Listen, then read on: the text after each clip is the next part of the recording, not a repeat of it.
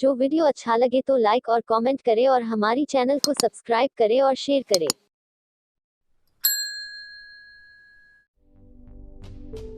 सामने कुछ और, पीठ पीछे कुछ और। लिटिल प्रिंसेस की डिमांड ने संजय मित्तल के साथ वहां मौजूद सभी लोगों को अचंभित कर दिया। अनन्या, ये तुम क्या बात कर रही हो? संजय मित्तल ने उसे प्यार से सहलाते हुए कहा। उसने उसकी प्यारी क्यूट सी बेटी को गोद में लेते हुए उसकी ओर प्यार से देखते हुए उसे समझाया। लोगों को शायद पता ना हो, पर एक बात से वो वाकिफ था। अपनी नानी के साथ इतने सालों तक रहकर अर्पिता पहले ऐसी इंसान थी जिसके पास अनन्या खुद होकर इतनी प्यार से जाना चाहती थी। क्या किसी इंसान के लिए वो इतनी जल्दी फीलिंग डेवलप कर सकती थी, सिर्फ इसलिए कि वो सुंदर थी? इसी ख्याल में संजय मित्तल ने अनन्या से अपनी आंखें हटाकर अपनी गहरी आंखों से अर्पिता की ओर देखा। उसका मासूम और साफ चेहरा वाकई में प्यारा था। देखने में तो वो खूबसूरत थी ही। वो black and white business suit उसकी कर्वी बॉडी को भी काफी अच्छे से कॉम्प्लीमेंट कर रहा था। एक शर्मीला मासूम चेहरा उसकी चमकदार आंखों के पीछे दिख रहा था। उसके द्वारा की गई किसी भी चीज का अपना अलग ही एक अंदाज था। मेकअप के साथ, लेकिन मेकअप के बिना भी वो उतनी ही खूबसूरत थी। उसके चेहरे का तिल उसके चेहरे की शोभा बढ़ा देता था। उसका ये चेहरा काफी मैच्योर दिखाई देता था। उसका चेहरा देखने के लिए लोग काफी उत्सुक रहते थे। संजय मित्तल उसकी तरफ सवाल भरी नजरों के साथ देखने लगा। नहीं, बिल्कुल नहीं। संजय मित्तल के होठों से सिर्फ यही दो शब्द बाहर निकले। डैडी, डैडी, मुझे किस चाहिए, मुझे हग भी चाहिए और मुझे वो सुंदर दीदी भी चाहिए। वो दीदी बिल्कुल परियों जैसी है। अनन्या ने अपने पापा का गुस्सैल चेहरा देखकर बड़ी प्यार से उन्हें हग करते हुए कहा। आखिरकार जब वो अपने पापा की गोद से नीचे उतरी, उसकी आंखें चमकदार थीं और अर्पिता को निहार रही थीं। ऐसा लग रहा था कि अब संजय अगर उससे और मना करता तो वो आसमान सर पर उठा लेती। अर्पिता के लिए उसे कुछ अलग ही लगाव लग रहा था। संजय मित्तल, वो दुनिया में किसी को भी रिजेक्ट कर सकता था, पर अपनी लिटिल प्रिंसेस को कभी नहीं। वो कुछ देर शांत रहा। अर्पिता की ओर बड़ी रूड नजरों से देखते हुए संजय मित्तल ने कहा, तुम्हें 1 हफ्ते का समय दिया जाता है। इस 1 हफ्ते तक तुम ट्रायल पर रहोगी। अगर तुम्हारी परफॉर्मेंस अच्छी नहीं होती तो तुम उसी वक्त इस घर से निकल जाना। इससे पहले कि अर्पिता अपने साथ हुए इस चमत्कार को समझ पाती, संजय मित्तल की बाहों से निकलकर अनन्या खुशी के मारे अर्पिता की ओर भागने लगी। प्यारी दीदी, मुझे हग कर लो। एक गोरा और प्यारा हाथ अर्पिता की ओर बढ़ने लगा और उसे अपनी ओर खींचते हुए गले से लगा लिया। अर्पिता कुछ देर अनन्या को देखती रही और उसे कुछ कह नहीं पाई और उसे जोरों से गले लगा लिया। वहां मौजूद सभी लोगों को ये लगने लगा कि अर्पिता अपने साथ हुए इस चमत्कार से अभी तक उभर नहीं पाई है। लेकिन छोटी बच्ची के गले लगाने के बाद अर्पिता को काफी अच्छा लगने लगा था। वो उसके लिए अलग ही लगाव महसूस कर रही थी। उसके मन में कभी भी ये बात नहीं आई कि जिस बच्चे के लिए उसने अपना ब्लड डोनेट किया था वो और कोई नहीं, संजय मित्तल की ही बेटी थी। तो उसका नाम अनन्या है। पर उसे याद आया कि वो ब्लड डोनेट करने के बाद तुरंत वहां से निकल चुकी थी। वो बच्ची और अर्पिता तो कभी मिले ही नहीं। तो ये कैसे हो सकता है कि अनन्या ही वो बच्ची है जिसे उसने ब्लड डोनेट किया? अर्पिता के मन में आने वाले सवाल बेशक संजय मित्तल के मन में आने वाले सवालों से ज्यादा थे। प्यारी दीदी, आओ मैं आपको अपना रूम दिखाती हूँ। वो बहुत प्यारा है, बिल्कुल आपके जैसा।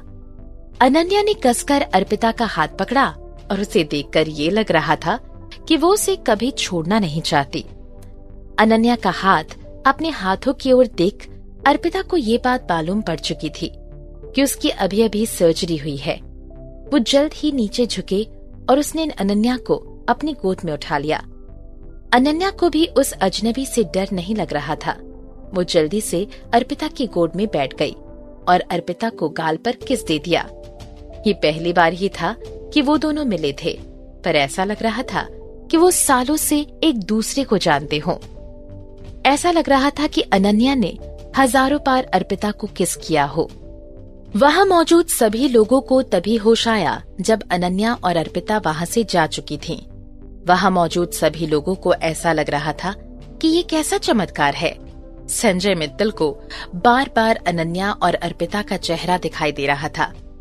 अनन्या का अर्पिता के लिए ये लगाव संजय मित्तल के लिए बहुत अजीब था। उसे बार बार कल के हुए अर्पिता से टकराव और आज अनन्या का अर्पिता से ये लगाव नजर आ रहा था। ये पहली बार था जब वो अनन्या को किसी के साथ अपने सिवाय इतना करीब होते हुए देख रहा था। अर्पिता में ऐसी क्या खास बात थी? बॉस, जहाँ तक साक्षी, नौकर संजय मित्तल के पास जाकर सवाल पूछने लगा। अर्पिता जैसी ही है, 1 हफ्ते के बाद हम इन दोनों में से किसी एक को चुन लेंगे। संजय मित्तल ने वहां से जाने से पहले बड़े ही रूड तरीके से कहा। रूम के अंदर धड़ाक अनन्या के बेडरूम में पहुंचकर अर्पिता दरवाजा लगाने लगी। फिर उसने अनन्या को सोफे पर बिठाया। वो बड़े प्यार से अनन्या की ओर देख रही थी। उसके साफ और मुलायम बाल ऊंची पोनीटेल में बंधे हुए थे। उसका वो सुंदर प्यारा चेहरा जरूर संजय मित्तल पर गया था। उन दोनों में बस यही डिफरेंस थी कि अनन्या बिल्कुल प्यारी थी और संजय मित्तल बड़े ही रूड इंसान थे। उसके छोटे चबी फेस और उस पर पड़ने वाले उस डिम्पल को देखते हुए अर्पिता का दिल पिघलने लगा था। तुम क्यों चाहती हो कि मैं तुम्हारी देखभाल करूं?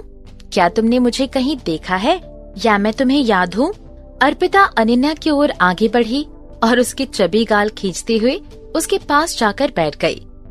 अनन्या का उसे चुनने के पीछे उसे बस यही वजह नजर आ रही थी। अनन्या को बहुत पेन रहा था।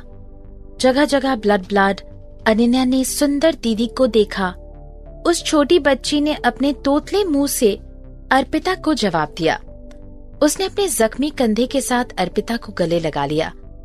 भले ही अनन्या छोटी थी, पर उसे इस बात की समझ थी कि कौन अच्छा है और कौन बुरा। इसी वजह से उसे अर्पिता याद थी। डॉक्टर अंकल ने बताया था कि वो सुंदर दीदी ने मेरी जान बचाई, जैसे परियां बचाती हैं। अरे, तुम अपना कंधा आराम से रखो, ज्यादा मूवमेंट मत करो। अर्पिता थोड़ी हैरत में आ गई और उसने अनन्या का कंधा आराम से नीचे कर दिया। फिर उसने ध्यान से अनन्या का चेकअप किया ताकि उससे तसल्ली हो जाए कि उसे लगे हुए स्टिचेस कहीं खुल ना गए हों। अब तुम अच्छी बच्ची बनो और यहाँ मेरा वेट करो। अर्पिता उसे समझाते हुए यहाँ वहाँ रूम में देखने लगी। वो मेडिकल किट ढूंढ रही थी। इससे पहले कि वो मेडिकल किट ढूंढ पाती, किसी ने जोरों से दरवाजा खोला।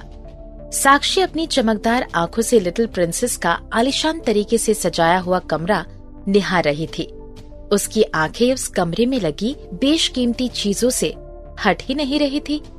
फिर उसने अपनी आंखों में भरे लालच को छुपाया और अर्पिता की ओर बड़ी तिरछी नजरों से देखा। मिस्टर संजय ने कहा है कि लिटिल प्रिंसेस का ध्यान हम दोनों मिलकर रखेंगे, तो तुम उन्हें इस रूम में छुपाकर क्या करना चाहती हो? आखिर इरादा क्या है तुम्हारा? इस बार अर्पिता साक्षी के मुंह नहीं लगना चाहती थी, पर फिर उसने देखा कि जो मेडिकल किट वो ढूंढ नहीं पा रही थी, साक्षी उसे अपने हाथों में लिए खड़ी थी। साक्षी ने अर्पिता की ओर देखा। उसका चेहरा अर्पिता के लिए गुस्से से भरा हुआ था। साथ ही साथ अपने हाथों में मेडिकल किट देखकर वो गर्व महसूस कर रही थी। नौकर ने कहा कि लिटिल प्रिंसेस के जख्म की ड्रेसिंग करने का वक्त हो गया है। उन्हें तुम पर बिल्कुल भी विश्वास नहीं था, इसलिए उसने स्पेशली मुझे भेजा है। जैसे ही साक्षी ने ये कहा, वो शैतान भरी मुस्कान के साथ लिटिल प्रिंसेस से कहने लगी, आइए अनन्या, मैं आपके जख्म की ड्रेसिंग कर देती हूँ। अनन्या ने अपनी बड़ी बड़ी आंखों के साथ साक्षी की ओर देखा और उसकी तरफ बढ़ गई, लेकिन साक्षी ने अपनी ड्रेसिंग करवाने के लिए नहीं, बल्कि उसके हाथों से वो मेडिकल किट लेने के लिए। अनन्या ने वो मेडिकल किट साक्षी के हाथों से लेकर अर्पिता को दे दिया। वो अर्पिता को देखकर मुस्कुराई और प्यार से कहने लगी, मुझे सिर्फ प्यारी दीदी चाहिए। साक्षी स्टडी रूम के अंदर एक लड़की की टेबल के आगे अपने हाथों में कुछ डॉक्यूमेंट की फाइल लिए हुए संजय मित्तल अपनी मस्कुलर बॉडी चेयर पर टिकाए हुए बैठे थे। जब वो उन डॉक्यूमेंट्स को पढ़ रहा था, तभी उसे अपने चारों ओर ठंडी हवा के झोंके महसूस हो रहे थे, जैसे कि वहाँ से हजारों मीलों तक बर्फ जम चुकी हो। बॉस, कार के हुए एक्सीडेंट को देखकर ऐसा लगता है कि लिटिल प्रिंसेस के साथ कोई एक्सीडेंट नहीं हुआ, बल्कि ये कुछ और था। संजय का असिस्टेंट उसे अपनी खोज का रिजल्ट बताने लगा। धड़ाक! असिस्टेंट की बात सुनकर उसने अपने हाथों में रखे डॉक्यूमेंट्स को उस लड़की के टेबल पर जोर से पटका। संजय की शांत आंखों में जैसे अब तूफान आ चुका था। वो गुस्से में आंख बबूला हुए जा रहा था। उसने कुछ देर बाद खुद को संभाला और अपने गुस्से को काबू में किया। उसके पतले होंठ हर शब्द के साथ लंबी सांस लेते हुए कहने लगे, इस बारे में किसी को पता नहीं लगना चाहिए।